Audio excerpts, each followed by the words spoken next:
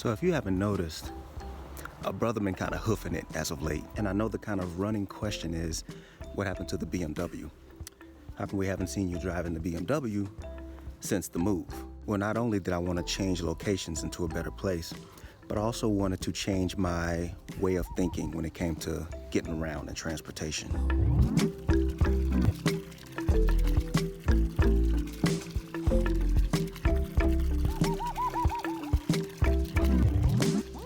Because let's not kid ourselves here.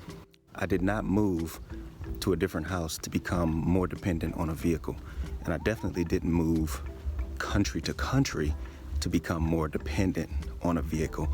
That's not one of the things that drove me or drew me into wanting to live in Germany, was having to drive to all these places. Being at the places, that's different. But having to drive there, not so much. So yes, my friends, at least for now, I have given up driving vehicles, or at least owning a vehicle. I'll probably still rent if I ever need to. But I've given up owning a vehicle and depending on it in favor of what rides on these things.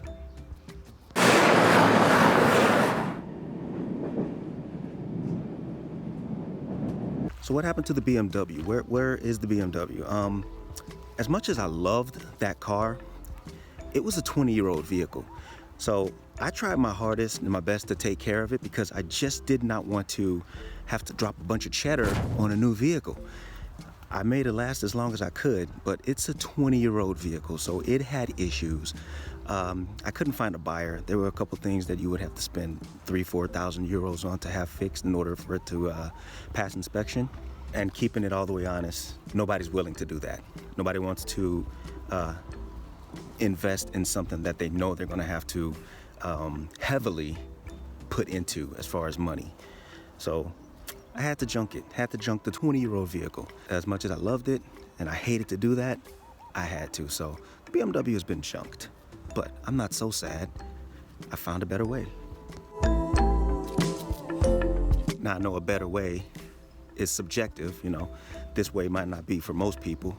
Most people prefer driving vehicles and having the dependency of having a car or whatever kind of vehicle, so that if you ever need to go somewhere, you can just pick up and go.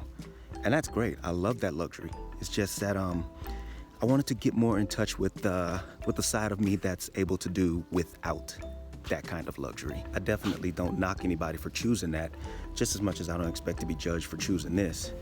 And there'll probably be times where I'm just like, oh, I wish I had a vehicle. I really need. Where I wish I had a vehicle. I really need to get to this place relatively quickly and a little bit easier than it would take me to go hike up a bus or get on a train. So I'm not saying that, but yeah, for now, this is what I choose to do.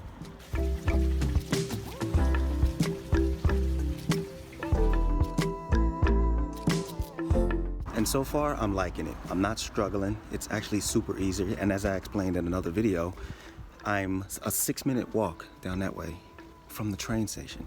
So it's not that hard. It doesn't require much out of me to go catch the train. It's really simple. And once you learn the routes and the things like that, where they go, how far they go, where you might have to get a linking bus to, it's actually super duper easy. I also briefly in another video talked about, I touched on how the price is different between riding the trains in the States, particularly New York City, and riding the ones here in Germany, and how the price is significantly more here in Germany than it is back over there in New York City.